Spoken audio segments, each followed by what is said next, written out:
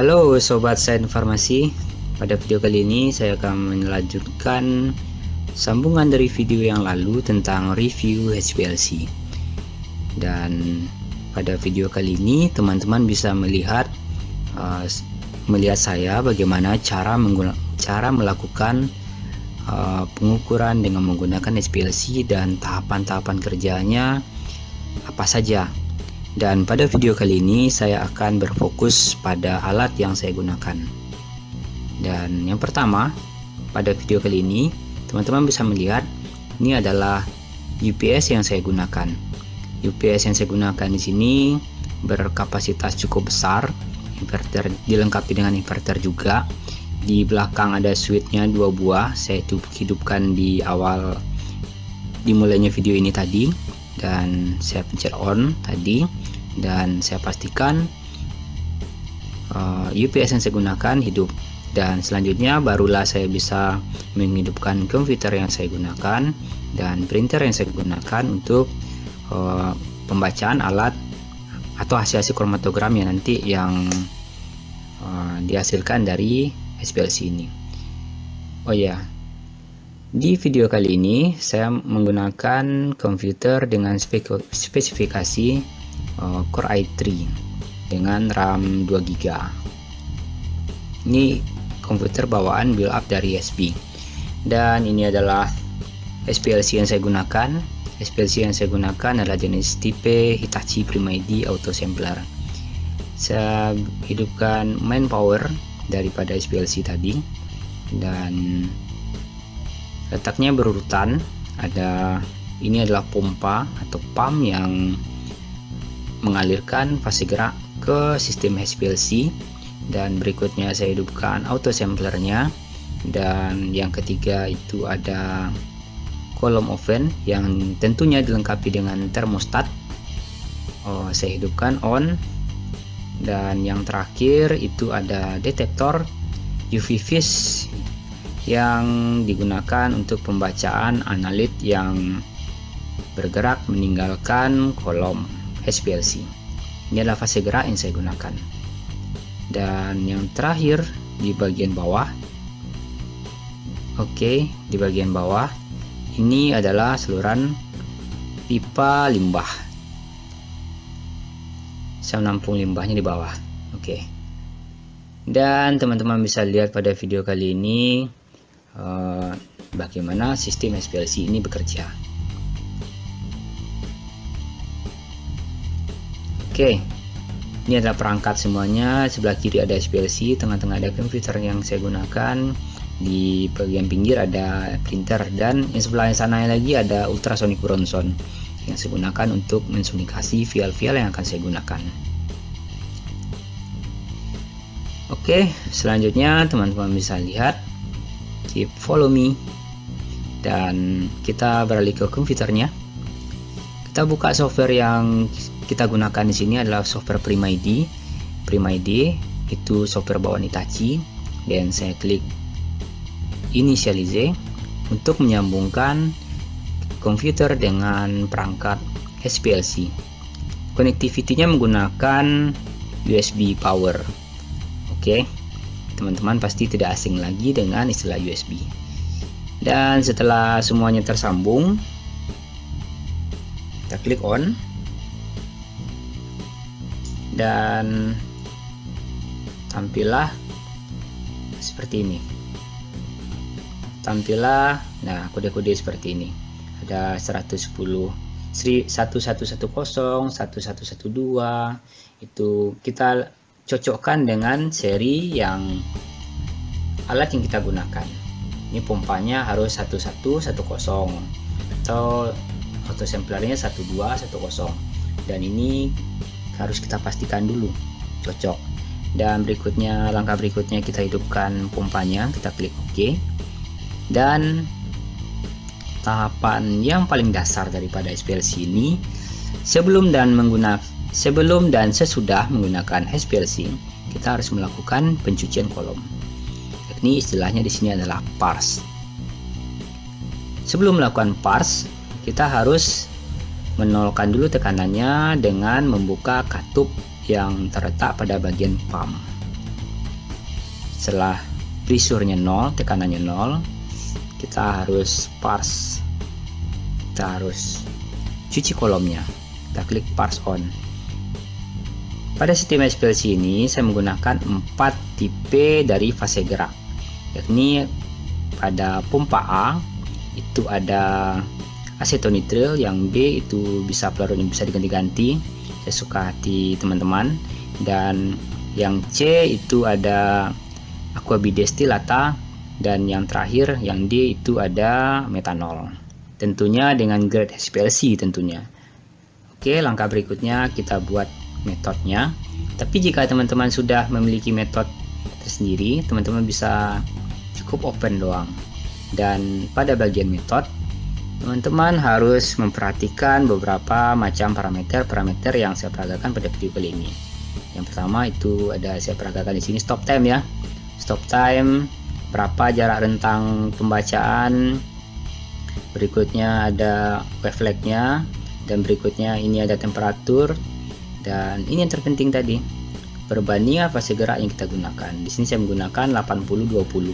80-nya asetonitrile dan 20-nya air dengan flow rate 0,6. Lalu berikutnya, setelah saya buat sistem metode tadi, teman-teman harus save ya. Dan sampelnya saya masukkan ke dalam sistem auto sampler. Pada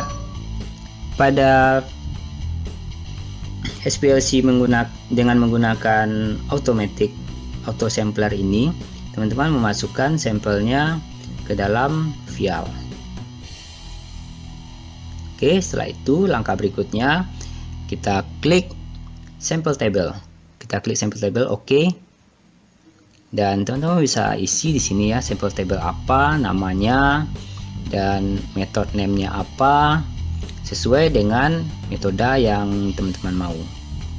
Dan metode tadi tentunya harus sama dengan apa yang teman-teman save tadi.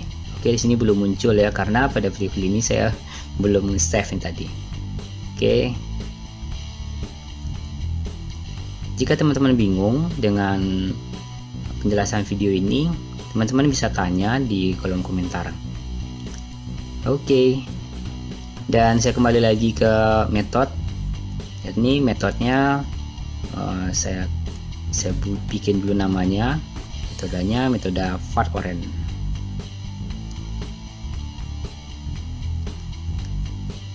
Oke, saya klik di sini ya. Saya paste saja supaya sama dan mudah mencarinya. Dan langkah berikut, saya klik, harus sama ya metode name-nya. Oke, berikutnya untuk auto sampler, karena hanya satu yang saya gunakan filenya di sini, atau dua lah ya, atau dua. Ini teman-teman bisa tambahkan hingga 200 vial untuk sekali pengukuran. Oke, seperti vial 1 saya klik namanya fat orange dan metode name-nya sesuai dengan yang saya bikin tadi. Di sini saya ketikkan standar fat orange. Ini saya hanya melakukan optimasi daripada sampel target. Oh ya, teman-teman bisa ketikkan, bisa ukur apa saja yang teman-teman mau. Dan ini tergantung dari jenis penelitian yang teman-teman lakukan, jenis sampel yang teman-teman gunakan pada penelitian yang teman-teman lakukan. Oke, setelah semuanya di save, kita klik save as tentunya dengan namanya tadi. Oke, kita klik save as.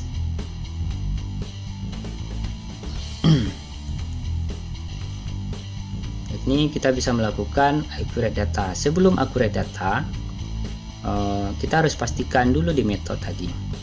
Oke, ini pada video kali ini saya akan mencontohkan yang errornya sedikit dulu ya, supaya teman-teman tidak error lagi. Nah, ini ada peringatan di sini, artinya masih ada metodenya yang belum diatur. Pada kondisi kali ini saya mengklik sistem method configuration-nya. Saya hanya memastikan di sini kolomnya, autosamplernya, pompanya, dan detektornya memiliki seri yang sama. Ini saya hanya mengkliknya lagi sesuai dengan apa yang telah di setting default tadi ya, dan tentu saja saya melakukan accurate data lagi. Dan untuk accurate data, sebelum dilakukan pengukuran, teman-teman harus membaseline terlebih dahulu. Jadi harus benar-benar lurus, harus benar-benar baseline sebelum teman-teman melakukan injek sampel apa yang akan teman-teman mau. Dan setelah benar-benar baseline, setelah benar-benar lurus, tidak ada yang puncak ke atas yang nggak menentu dan ada lembah-lembah nggak tahu ya apaan. Ini kalau muncul yang kayak tadi, teman-teman harus lakukan baseline kembali hingga benar-benar lurus. Dan oke, saya melakukan injeksi ya, otomatis dari sampel SPLC yang saya gunakan, dan nanti muncullah kromatogramnya.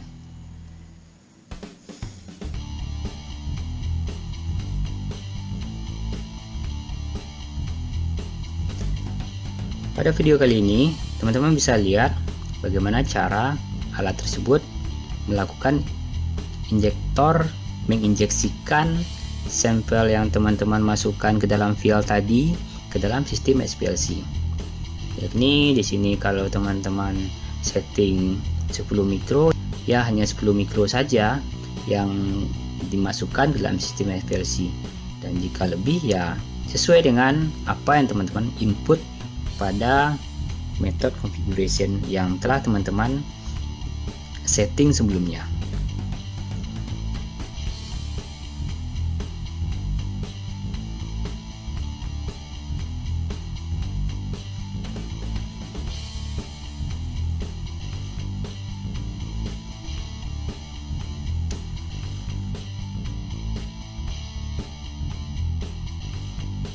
Oke, di sini teman-teman bisa lihat berbagai pengukuran yang saya gunakan pada video kali ini.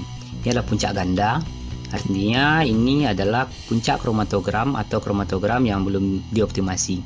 Dan ini adalah puncak yang tunggal, yakni ini adalah hasil yang telah dioptimasi. Dengan perbandingan fase gerak aktif puncaknya tunggal, artinya sudah mendekati bagus.